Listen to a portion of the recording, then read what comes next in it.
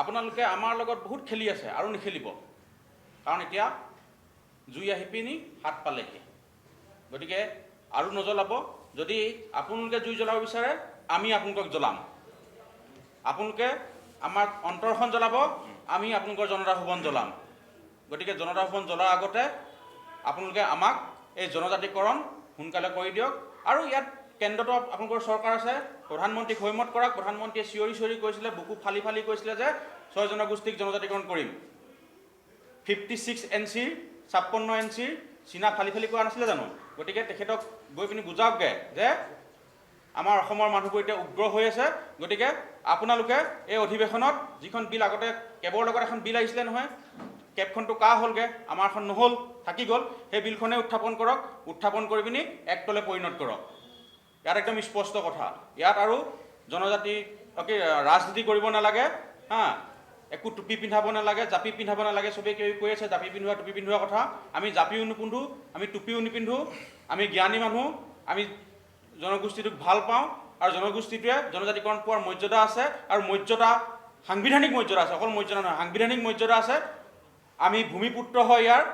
গতিকে ভূমিপুত্ৰখিনিক জনজাতিকৰণ কৰিব লাগে। ইয়াতকৈ আৰু বেছি আমাৰ কোনো আশাও নাই, আকাংক্ষাও নাই। আৰু লগতে আমি আগতেও কৈছোঁ যে আমাৰ লেণ্ড ৰাইট, আমাৰ যিটো ভূমি অধিকাৰ দিব লাগে। ৰাজনীতি কৰিবলৈ শিক্ষা আৰু অৰ্থনৈতিকভাৱে আমাক অধিকাৰ দিব লাগে। যে আপুনি আৰু ইলেকশ্যনৰ নামত পাছা নেখেলিব। ইলেকশ্যনৰ নামত যদি পাছা খেলে আমি এটা আস্থা আছে, কিন্তু আমি বিশ্বাস নাই। যিহেতু যোৱা দিনবোৰত আমি দেখিবলৈ পাইছোঁ যে বিভিন্ন সময়ত যেতিয়া নিৰ্বাচন আহে আমাক টপ দিয়ে থাকে। এতিয়া আমি সজাগ হৈছোঁ।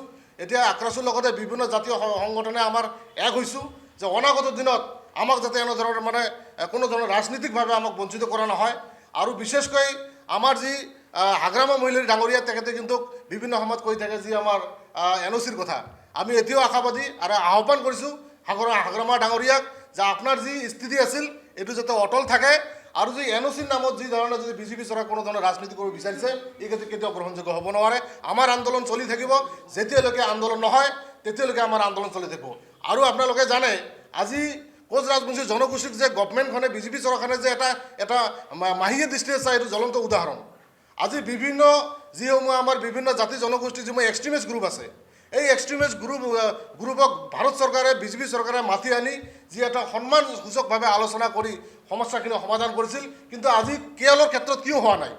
আজি নিজৰ জাতি মাটি উদ্ধাৰৰ কাৰণে কেএলৰ সংগঠন জন্ম হৈছিল, আন্দোলন কৰিছিল। কিন্তু আজি কেএলৰ চেয়াৰমেন জীৱন সিংহ ডাঙৰীয়া, DL কোচ ডাঙৰীয়া আলোচনাৰ নামত মাতি আনি আজি 3 বছৰ পাৰ হ'ব গৈ আছে। কিন্তু ভাৰত চৰকাৰে, বিজেপি চৰকাৰে কোনো ধৰণে আজি কোনো গুৰুত্ব দিয়া নাই, বা কোনো ধৰণৰ যিখিনি প্ৰচেছ, যিখিনি শান্তি আলোচনাৰ যিখিনি চুক্তিৰ যিখিনি প্ৰচেছ কৰিব লাগে, সেই ক্ষেত্ৰত কিন্তু আমি পজিটিভ দেখা নাই। আমাৰ স্পষ্ট কথা, মাননীয় মুখ্যমন্ত্ৰী ডাঙৰীয়া আৰু বিজেপি চৰকাৰক আমি আহ্বান কৰিছোঁ, অতি সোনকালে কেএলৰ লগত যি শান্তি চুক্তিৰ প্ৰচেছ আছে, যি শান্তি চুক্তিৰ গোটেইখিনি গভৰ্ণমেণ্টৰ ফালৰ পৰা যি কৰিব লগা আছে গোটেইখিনি কৰক। অন্যথা কিন্তু আমাৰ আন্দোলন চলি থাকিব। আৰু 26ৰ আগত যদি গোটেইখিনি চলিউশ্যন নহয়, নিশ্চয় আমি ইয়াৰ প্ৰত্যুত্তৰ দিম, আৰু ৰাইজৰ প্ৰয়োজনত আমি বিজেপিক বয়কট কৰিম। এতিয়া এইটো কণা হাঁহক পতান দিয়া অৱস্থা হৈছে কাহিনীটো। স্পষ্ট হৈছে যে কণা হাঁহক পতান দিছে। এতিয়া কথাটো হৈছে যে যিহেতু তেখেতলোকে যিখন প্ৰতিবেদন দিছে, এই প্ৰতিবেদনখন সৰ্বসাধাৰণতে প্ৰয়োজন নাই, কাৰণ এই আমাৰ বিলখন অলৰেডি ৰাজ্যসভাত উত্থাপন হৈ আছে। আৰু ৰাজ্যসভাত যদি পাছ হৈ যায়, তেতিয়া আমি ৰাষ্ট্ৰপতি অনুমোদন পালে আমি জনজাতিকৰণ হৈ যাম। আমি জনজাতিকৰণ হোৱা এটা জনগোষ্ঠী। 1996 চনত আমি জনজাতিকৰণ হৈছোঁ, আপোনালোকে নিশ্চয় জানে। আৰু ইয়াত আকৌ এই প্ৰতিবেদন কোনো প্ৰয়োজনেই নাথাকে।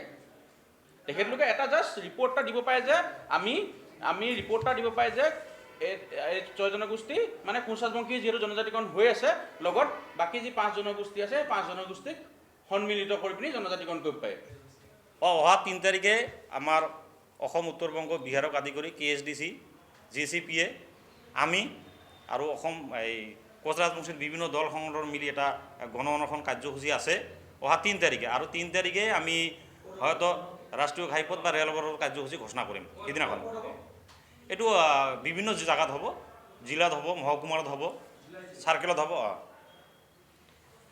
আমাৰ যিখন প্ৰতিবেদন দিছে সেইখন লৈ পিনে আমি একদম সন্তুষ্ট হোৱা নাই। গতিকে আমাৰ আন্দোলন কাৰ্যসূচী চলি থাকিব। যেতিয়ালৈকে জনজাতিকৰণ নহ'ব তেতিয়ালৈকে আমাৰ আন্দোলন কাৰ্যসূচী চলি থাকিব।